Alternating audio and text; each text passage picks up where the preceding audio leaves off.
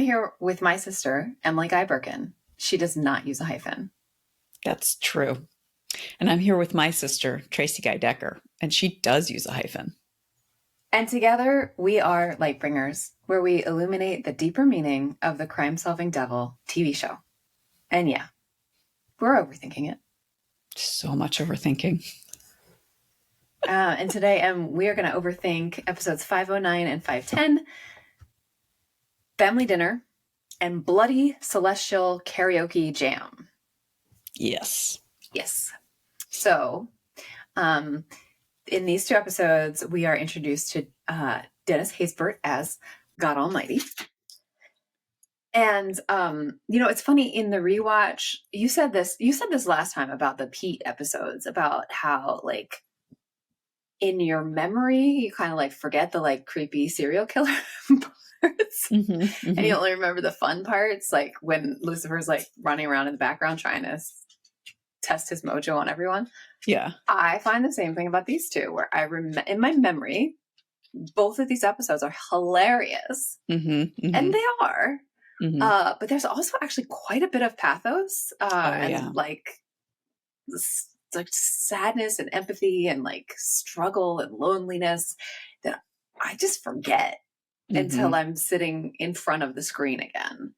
So I do have to say, even though I knew it was coming, the line, "You do have a futon, right?"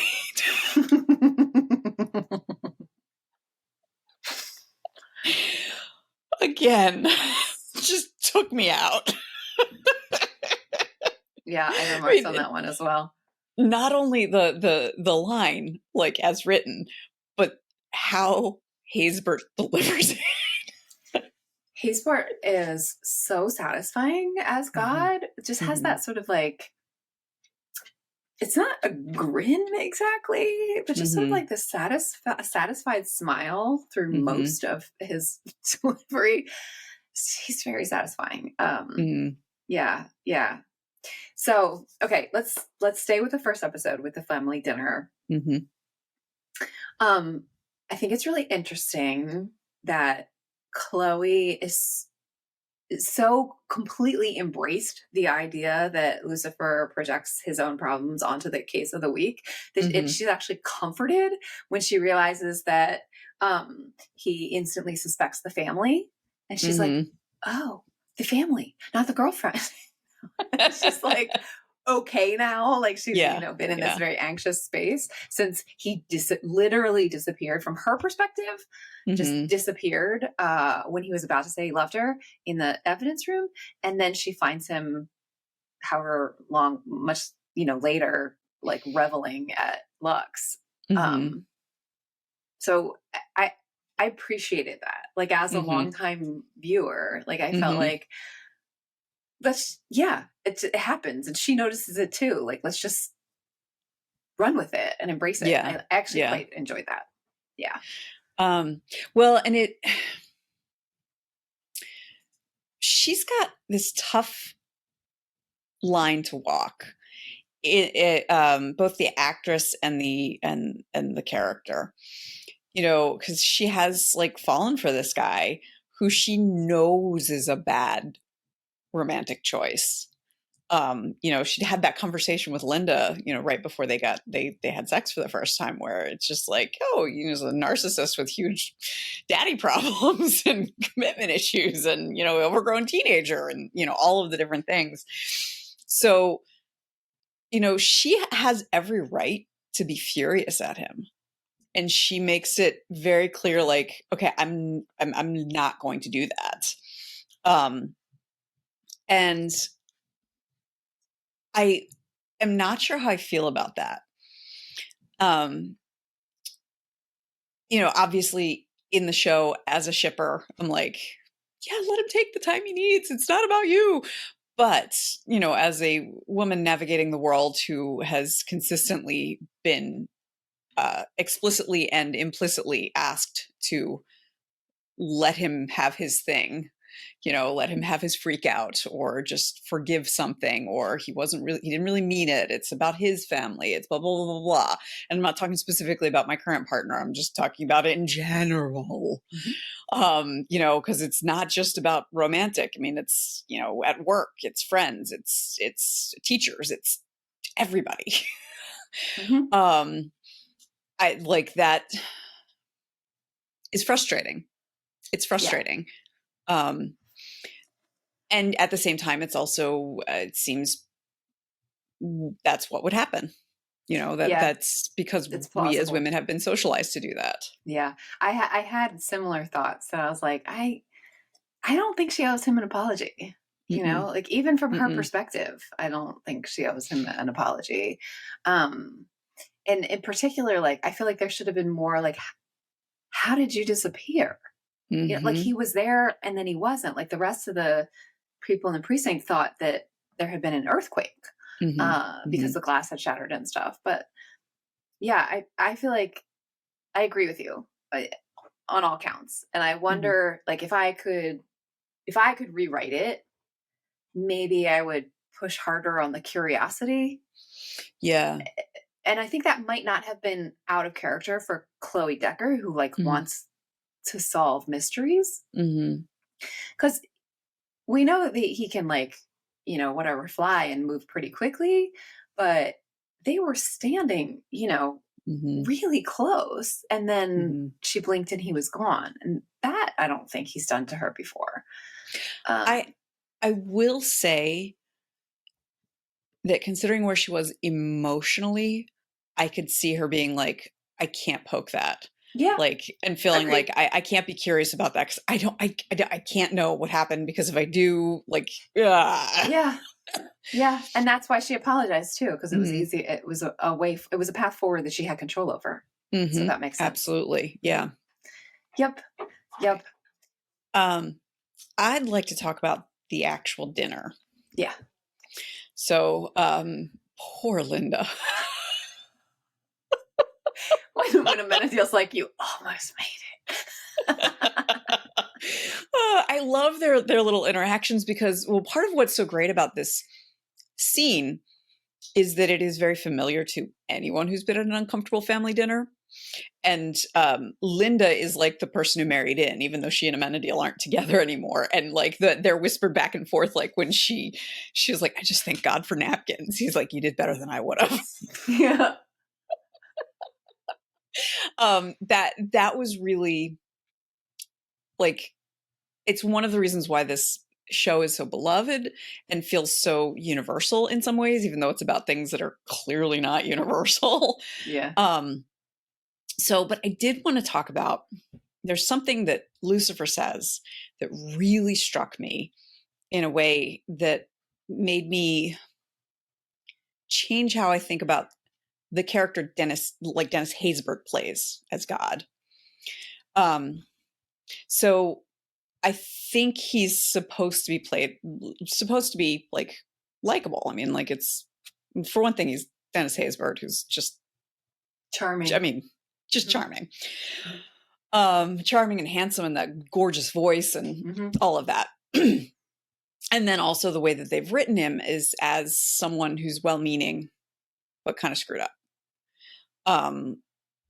But also kind of didn't. And, it's Lucifer starts talking about how Amenadiel self-actualized the loss of his powers and his wings.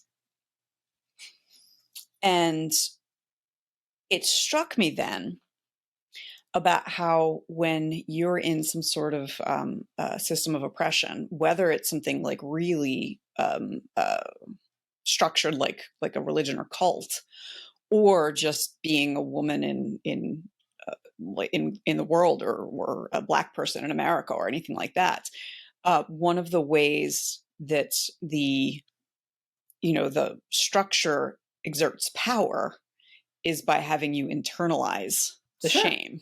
It's one of the 4 eyes of oppression. I did not know there were 4 eyes of oppression. 4 eyes of oppression: internalized, interpersonal, institutional, and ideological. Yeah. And it the internalized it's a pillar, because that way the oppressor is oppressing even when he's not around. Yes. So you're self-policing and you're policing others. Hmm.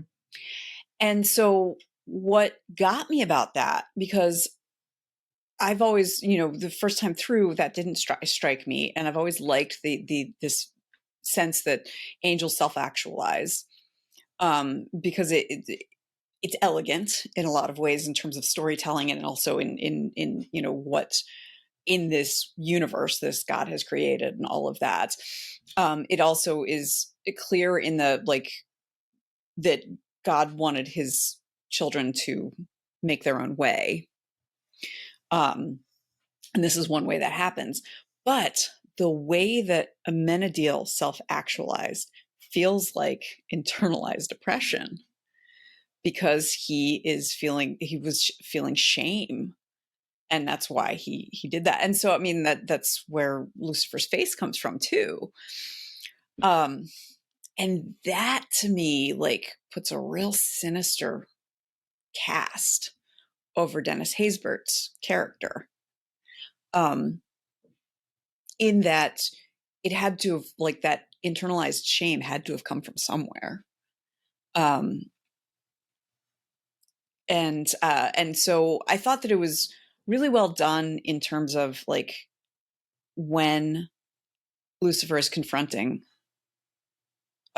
his father at the dinner table, and he's bringing up things that are legitimate concerns with a narcissistic parent, and we don't get any kind of real catharsis in that scene. And it's a lot. And it had, I was wondering how much Joe and Ildy and the team were trying to get across in terms of actual bad parenthood, because Haysbert is so lovable. Whereas in some ways it would be easier if God remained absent in the show. Mm-hmm. I read that,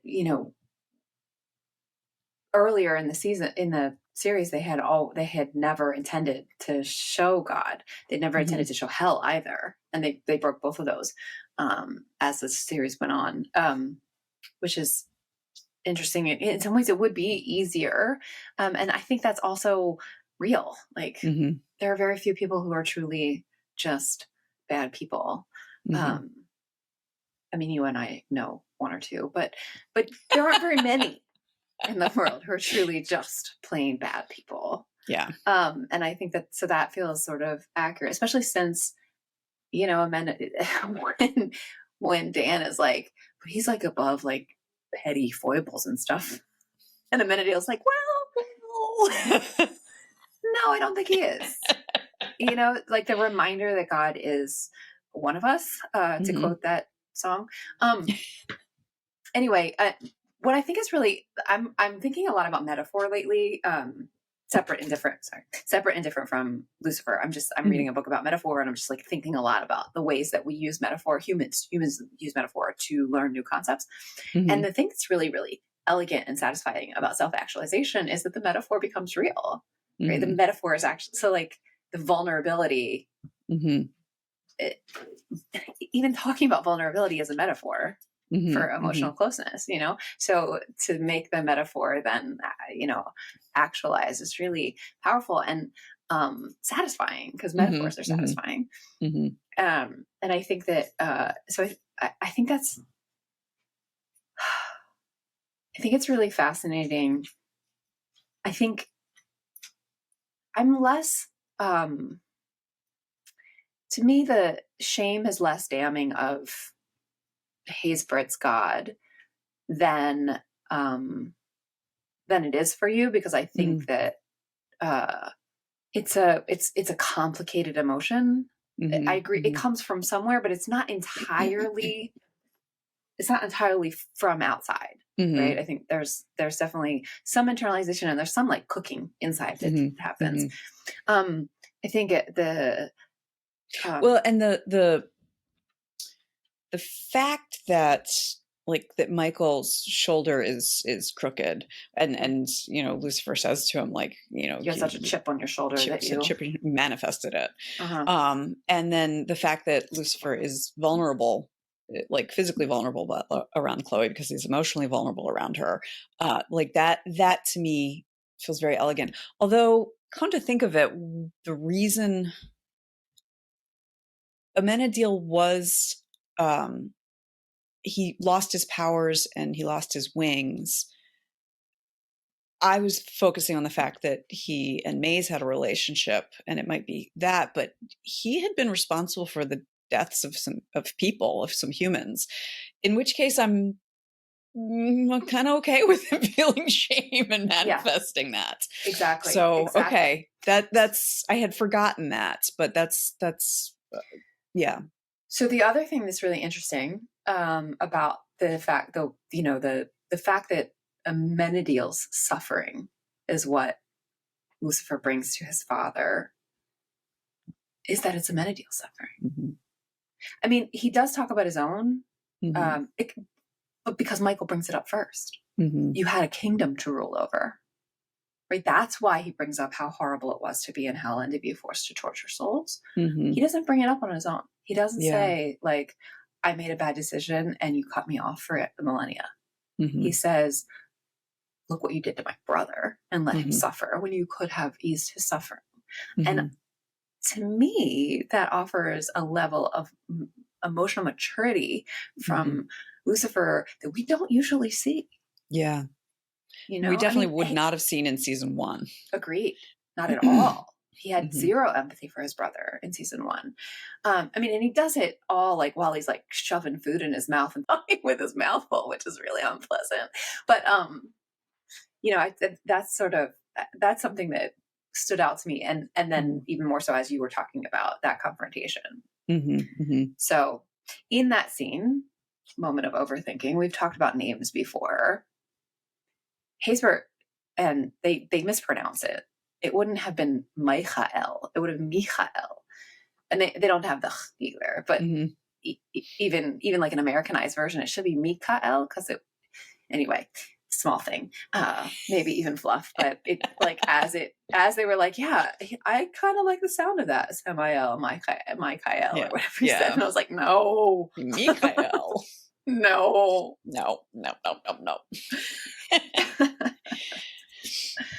No. Can we move on from the dinner itself? Absolutely. So the other moment that I want to talk about and think about is Maze. Mm-hmm. And when Maze comes to talk to God when she's Mm-hmm. dressed like Little Red Riding Hood, Mm-hmm. Mm-hmm. inexplicably.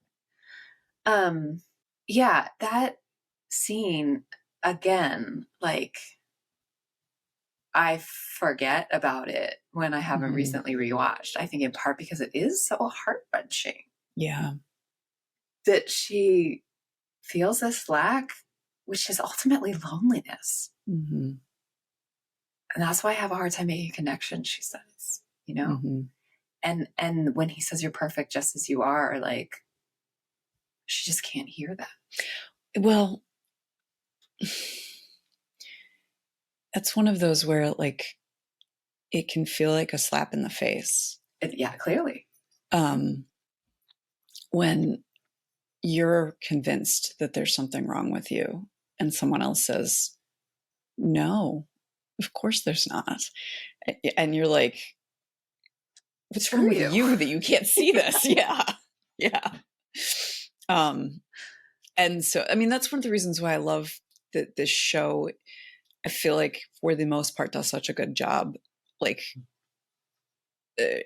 showing and discussing mental health, even when it's not doing it directly, because that is a very clear, I feel like I've mentioned this at some point before, but it reminded me of how after Robin Williams died, there were was reading an opinion article by a comedian talking about how you know that a comedian considers you a friend when they're not funny in front of you. And, you know, and if you are like, hey, where's the funny guy or something like that, they'll put the mask back up and it will be a complete surprise. Now, with Williams, there was clearly something, the Lewy body dimension, all of that, which was only somewhat related to like his lifelong depression. But I'm just thinking about that. That's like when she takes off I mean, she shows her real face, Demon face, her demon face, and says like, "Do you think this is perfect?" That is so real for someone who is experiencing self-loathing. In that, like, you know, how can you possibly think that I'm perfect just as I am when I'm this horrible creature? And in part because God is so remote, and this is the first time she's, I think, met him. It's going to be impossible to take that from him. Whereas I feel like if Amenadiel had said it, she might have been able to hear some portion of it. Maybe.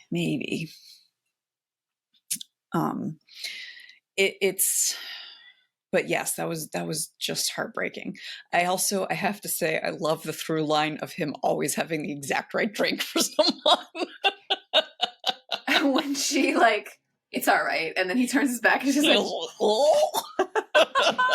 funny. I don't, and Lesley-Ann Brandt, like the way that she like just like magic her whole mouth in that like martini glass. That was pretty great.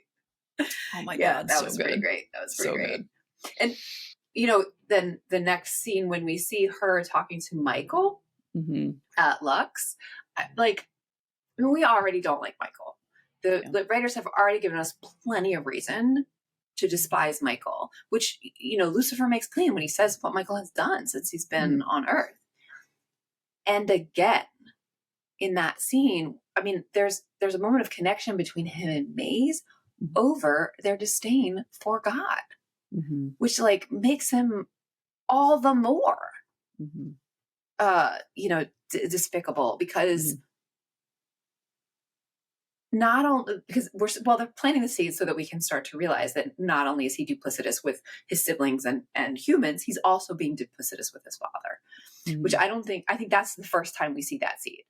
Like, we maybe suspect that he's not being fully truthful. Like, surely he didn't tell God that he was going to go down and like try and break Lucifer's life before he left the Silver City. But, you know, I'll stay with you and let's go back, like all that we just saw when Haysbert Scott says that's a bad idea. Smarmy. To go home. Yeah. I think the conversation with Maze then makes that the conversation with Dad all the more smarmy. Which is really an interesting also setup for us around Haysbert Scott, that because you're not sure. Does he know? Does he not know? And that adds to the layers of complexity that they're trying to give us with him by having him banish, I'm putting quotes around that, Michael, while sticking around to spend time with Lucifer. Anyway. You know, the thing that struck me in that scene is even as despicable as Michael is, well, it was proof that Maze is not correct when she says she can't connect with people, because she does connect with Michael. And in a genuine way, like not like he's not playing her at that point. Right. Even though he's always playing somebody. And he connects with her in a way that she can hear. And she's like, oh, what? You come to say goodbye? He's like, well, all the people, I don't entirely hate you, which is like high praise for Maze. And like, oh, he's all right. And I found that scene, watching it again this time, I found it, endearing's too strong, but it was like, there is something in Michael that is worthwhile. In that he did make sure to talk to Maze because she was someone he had connected with for whatever reason. And that's like, as dickish as Michael is and as despicable as he will become, we know what's coming up. There's still the opportunity for growth. There's still the opportunity for him to become better than what he is. And I appreciate that. Just because that's what the show's about. That is the undercurrent of the whole show. Absolutely. Yeah. Absolutely. Yeah. Let's move on to the other episode, the Bloody Celestial Karaoke Jam. So this is like kind of fluffy, but that first scene when he's singing the Wicked Ways. Wicked Game, yeah. Wicked Game, right. Thank you. When he kicks over the bench, the piano bench. Oh. So I saw the director wanted it, like they had to film it in slow-mo because of the spin. So he actually was singing in double time. So that I think that they overdub him singing in a studio. Oh, absolutely, yeah. But he was singing in double time so that the lips would match. Wow. When they slowed it down to slow-mo. Wow. Right? That's so cool. I know. Yeah. So the direct, the thing that I saw that talked about it, the director was like, yeah, he's such a trooper. I told him we had to do it double time. And he was like, okay. Well, the director is Sherwin Shalati, who he's the one who did God Johnson back in season 2, I think. Where and he did that gorgeous like panning shot of the chaos in the chaos in the psychiatric ward. So I was like, okay, yeah, that fits. That this is he the one who did the one with Detective Amenadiel? Is he the? I don't know. You know what? I meant to look because I think he's also the one who did. You can't just go in there and say hello, drug dealers. He's like, I never do that, and then he did it in Korean. I think he's the same director of that. All right, pause. I'm gonna look it up. Okay, so it's not the same guy as the Detective Amenadiel episode. That was Nathan Hope. I was wondering because there's a similar moment of the camera sort of following and turning upside down. Which like. I would never have picked up on that in my first run through, but watching for you and my conversation, I noticed those sorts of directorial choices. And it was interesting in this case because with that tree, like chandelier, has been a focal point often throughout the previous 5 seasons. And so that upside down scene, we've seen the reflection of it to make it right side up as a tree. It's been there a lot. And so to have it like flip upside down here, I was like, what does that mean? Because I'm overthinking it. I don't know what it meant. But I noticed it. I would like to have an overthinking logistical moment. So Lucifer wakes up, he sings Wicked Game. Beautifully, I might add. And his father comes in. We're never entirely clear if he would have sung that on his own or if that was God. We're told it's 4 a.m. He gets a text. And then she says, I'm surprised you're here. It's been 4 hours. I noticed that too. Now, here's the question I have. When was that guy killed? And all those people were there at a game at 4 in the friggin' morning? That seems unlikely. I think that was a mistake. Yeah. Because I was sitting there thinking, I was just like, okay, even if it had happened overnight or like the night before, let's say like 8 p.m. game, 9 p.m. game, maybe even late, maybe it was, and they were like, be there. Well, I was thinking they'd be there if they needed to, so let's say it was a late game. Okay. It took a minute for them to realize like this was a murder and not just a death. Because they said he thought he was. Yeah. Ella figured out it was a murder. Yeah. So like if they knew it was a murder, I could understand them saying like, nobody can go anywhere. We got to interview everybody. I could see that, but not for 12 hours. No. And like, I don't know how hot it is in Los Angeles, and I don't know what time of year this is, but like those cheerleading outfits do not cover much. And if they were sitting outside overnight. No. And also, like, logistically, if they thought he was having a heart attack, they would have done CPR. Mm-hmm. And whoever gave him mouth to mouth would have also been poisoned. That is a good point. Assuming they didn't have one of those bags. Yeah. But yeah. So, but yeah, if they thought he was having a heart attack, he would have been at the hospital. He wouldn't have still been on the field. Yeah. And that, I texted you 4 hours ago. That whole timeline just does not make sense. Does not make sense. I have a feeling there was like a different storyline, like maybe another text that ended up on the cutting room floor or something, because it just didn't make sense. Does not make sense. Yeah. So, and it was like they needed everyone to be there so that they could have the big musical number, obviously. Yeah. But I'm wondering, like, if his murder had been accomplished in a different way, it would have made more sense. Or if it had been like clearly murder and like the same night, or it was a day game. Yeah, something about that whole sequence, like, it's missing. I think. Our writers are too good to have not seen that. I have a feeling something ended up on the cutting room floor that would have made sense of that. Yeah, like maybe there was a text at 4 a.m. from her because she was clearly up that he ignored, and maybe there was another one. At 8, and now it's noon. Yeah. Or something like that. Something like that. Yeah. Because it just doesn't, I agree. Yeah. So if it were like a Saturday morning game at 10 a.m. Yeah.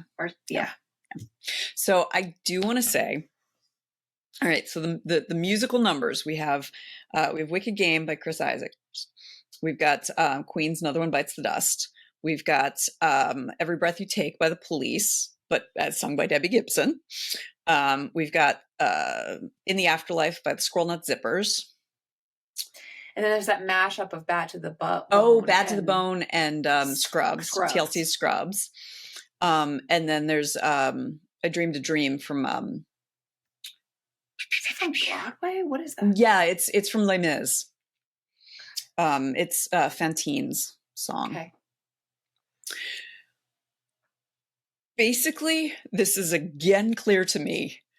Gen Xers are making this TV show. Gen Xers. It's just like, oh, bless you. And they may even be like Oregon Trail generation like us. We're like not quite full Gen Xers, but definitely in high school in the 80s and 90s. Yeah. Late 80s and early 90s at the latest. And I love it so much. Particularly like, I remember seeing people talking about this episode and they're like, I don't know that in the Afterlife song. And I was just like, oh, clearly you weren't in high school in 1996. Like, how did you not know this song? Do you not remember the swing revival in the mid 90s? Yeah. Well, we were all trying to put zoot suits back on. Yeah. Yeah. So, I just, it's one of those things where like, Gen X is often forgotten about, you see like, it's millennials versus boomers. And we're like, hey, that's okay. We'll let ourselves in and get ourselves a snack. It's fine. We've been doing it for forever. We were the latchkey generation.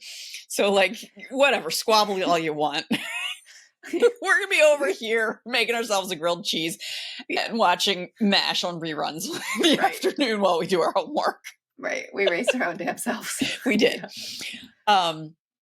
But so, and I like, this is one of those things, I don't know if this is actually true, but sometimes it feels like there are things that are like meant to appeal to boomers. And there are things that are meant to appeal to millennials. They're like, oh yeah, this is going to, just shove this in. They're going to love it.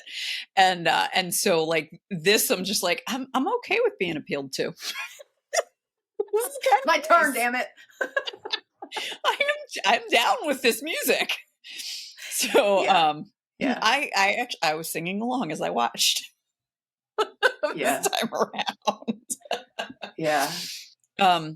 I do want to talk about at the very end what was really, and so we don't get into the specifics exactly here, but this is again, as talking about mental health, it's like an adult child seeing their parent experience like dementia or Alzheimer's or something along those lines, or just losing mobility, losing independence. Yeah.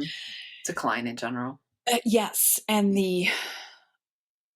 like the way that Tom Ellis is able to go from angry, overwhelmed with sadness, resentful at what his father has done to him, to like, oh my God, Dad, are you okay? With Yeah, genuine one concern. word, like, And his face. yeah, And his yeah. face. And it reminded me of how, growing up partially is about learning that your parents are real people, and recognizing that, they do the best they can, but they're people. They're flawed human beings. And so you go from, a child who is like worshiping your parents, to like the teenager who's rebelling against them, to an adult who's like, counting on them, to, in some way or another, to like recognizing like, oh gosh, they're not eternal. Yeah. And that is like he instantly wasn't worried about his resentments anymore. The complication of their relationship actually across these two episodes is really interesting too, where he in the previous episode, he recognizes that, I mean, he says at the dinner table, if all the apples are rotten, maybe there's a problem with the tree. And then when they catch the killer, and it turns out to be the girlfriend, and the dad is also there, and because the dad sacrificed himself because he was afraid he'd lose another child, and so did his kid, and and then he's sort of like, she's like, get the gun, because he's like off in his head. And that's the moment he's realizing, that's the moment the character is realizing that he is incapable of loving. That's what he thinks, because he told his father, his father was incapable of loving, and then he said the thing about the tree and the apples. And so that was actually beautifully written, so that I could string those breadcrumbs together. Yeah, that through line is very clear. And then he says that to Chloe at the end of that episode, and now in this second episode in the karaoke jam, at that very end, where you're talking about, where Ellis so beautifully brings us along on a quite a long emotional journey very, very quickly, from one to another. I mean, there's something really similar too about like the push and pull of the ways in which we are alike and not like, the ways we are the same and separate from our parents, that I think is really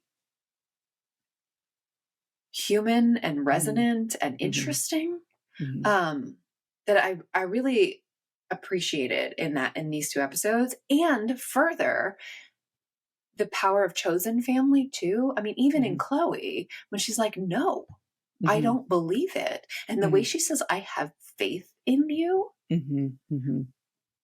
is like, it's a thing that one might say to someone else, to a friend, a human. I just remembered lover. another song. So just the two of us, but the Will Smith version. Oh, there's also the one that Trixie sings. Oh yes, Smile, that's an old and the standard. World smiles with you. Yes. Sorry. It hit me because I was thinking about like parenting and family, and Amenadiel saying like, let me be mortal instead. And so one of the things that I found really odd in parenting was when, like, particularly my eldest was tiny. Like, I knew he was separate from me. I knew he was a different person from me, but it wasn't until he went to a language intensive preschool when he was like 2.5, 3 years old. And he took a bus to go, and he was so excited. And I wasn't there with him, and I wasn't experiencing it with him. And that was the first time it really hit me, as like, he is his own person doing his own thing that is not about me. And like, obviously like, of course, but there was this emotional sense of like, of a separation that had not been there before. And I was reminded of that with Amenadiel, like, like, let me be the one who is mortal. Because there is this sense of like, I am my child is me. I will take on what is difficult so my child doesn't have to have it. My child doesn't have to do it. Interestingly, in these two episodes, we get a sort of spectrum of that, from Amenadiel, which is, if feudal, maybe also healthy, to Debbie Gibson's character. Oh yes, where she's still so wrapped up in them being the same person, she doesn't even know who her son is, who this 17-year-old kid is, who is her son, JJ. And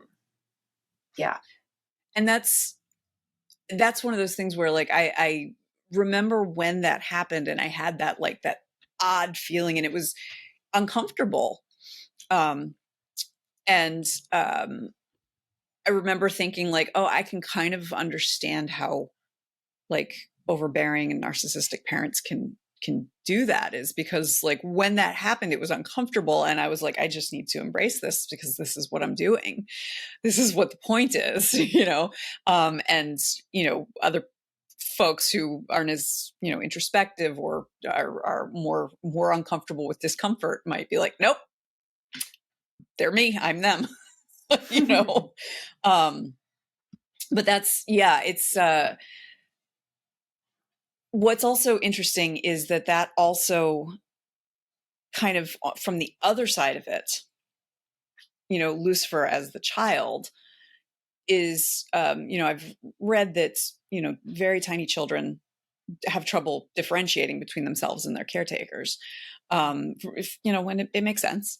And so this like separation that Lucifer and Dennis Haysbert's character, I struggle to call him God. Right. Have gone through is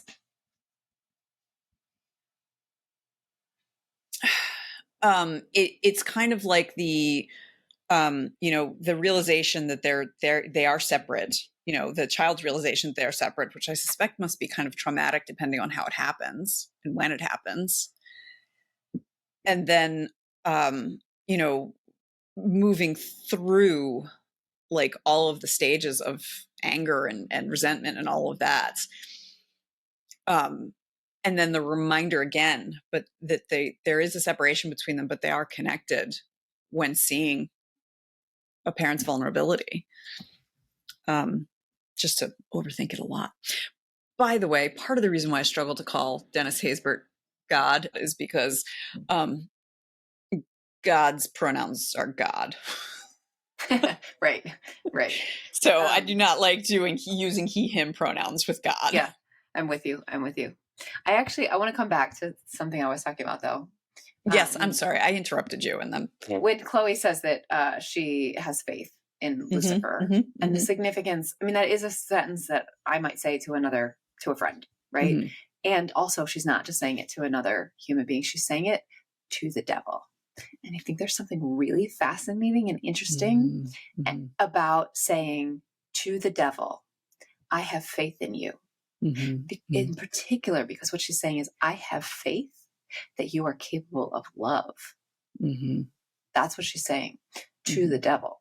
And the use of that word faith, I don't think is coincidental or accidental on the part of our writers. It may be on the part of Chloe Decker, but not on the part of our writers. And I find that really fascinating and very satisfying. And I think it actually gave him, now I want to go back and rewatch that scene now that I'm talking about it, because it goes pretty quickly where he just feels overwhelmed and like he's disappointing her. He's letting her down. And he knows it. And he just feels like he just feels broken. I mean, clearly, because in the next scene, his dad says, I can't fix you. And he says, you can or you won't. right? And like the reaction is, the reaction is not, I don't need to be fixed. He wants to be fixed. He thinks he's broken. So having her say that, I don't know, there's something like deeply beautiful to me about having this human being who we've established is one of the few who can actually see him. Yes. Yeah. Say it in that way. Not just, I love you. I have faith in you. I think that's really significant. And like, if y'all ever see it, like Joe, LD, whoever wrote this, I saw it and it's beautiful. And thank you. Yeah.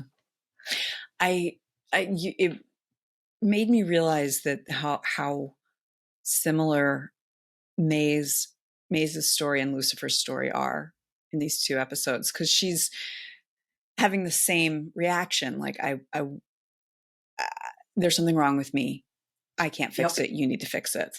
And the connection is what's missing, right? I'm broken. She's saying I'm broken because I don't have a soul, and that's why I can't connect. He's saying I'm broken because I'm his kid and I'm incapable of love. But both are saying, you're right, different versions of the same thing. Yeah. I'm incapable or I'm unworthy. Yeah. Yeah. And what's interesting is that the reaction, like Haysbert's reaction in both cases is like, that's, you are you. And so when he says, I can't fix you, it's because there's nothing to be fixed. And that's, I don't know. There is something to, like, him saying he wanted his kids to have free will, and part of what's going on here is like, there's nothing to be fixed, and you also need to work this out on your own. You need to be an emotional latchkey kid. Well, you have to. I can't fix you. He says, I can't fix you, Lucifer. Only Lucifer can fix Lucifer, because there's nothing wrong with Lucifer. We're both back and forth muting our mic because of the loudness in our houses. Maybe that's a sign from the universe that it's time for us to say we've overthunk it enough. Do you have any fluff you want to share? I do. I've got one piece of fluff, which is, it's one of those, like, it's a continuity issue in Family Dinner. At the end, Lucifer takes off his tie and he gets up and he throws it on top of the platter of chicken. I thought that was his napkin.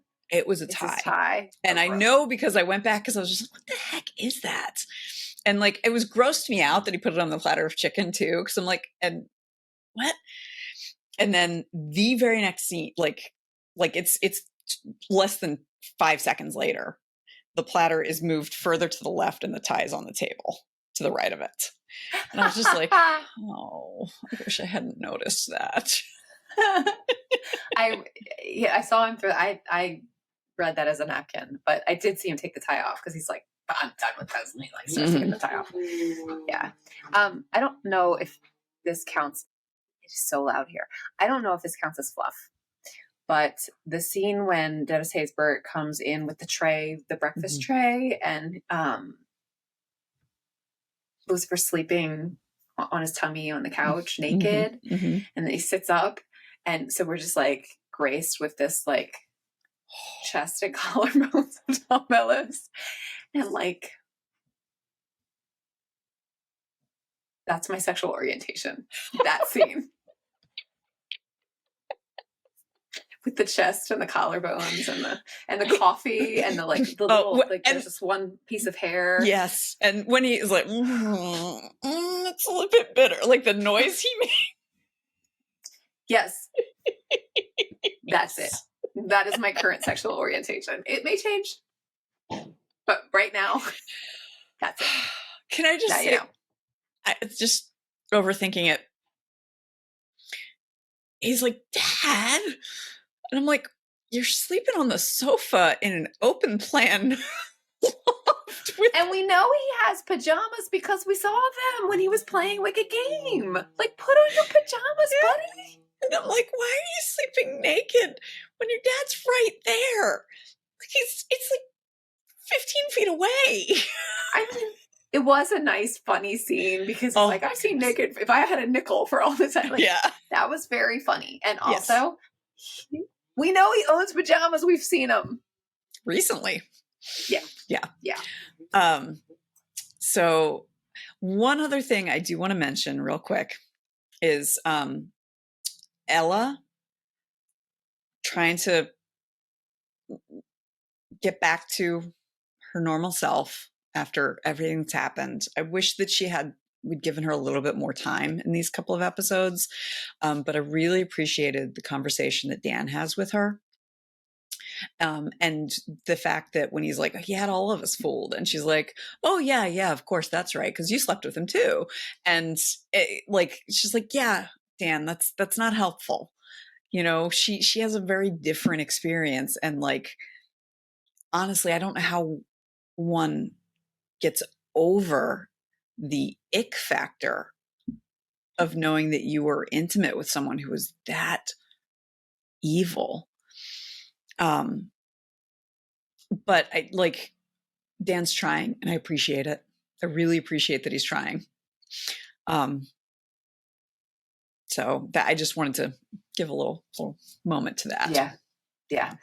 And the way that Ella, like, in fact, in the way that Ella is like talking about it is like, her friends don't know what to do or say, and she's like, oh, I know who did it. Just introduce me to all of the suspects, and whichever one I'm most attracted to, that's the one that did it. Like, yeah, I don't blame Ella for saying or thinking or feeling that way. And also, like, I also don't blame her friends for like not knowing what to say. Yeah. I appreciated where like Chloe's like, Dan, go home. And he's like, oh, I need to work. And he's like, you were kidnapped. You should stay home. And then they're like, at least Ella's at home. Oh, it's Ella. And they're like, we're not going to argue with you. Yeah. When she's like, really? I have like 5 or 6 arguments. Yeah. Yeah. All right. Yeah. I really think we should call it. I'm calling it. Okay. Have we overthunk it enough? We have overthink it. Oh my goodness. So much overthinking.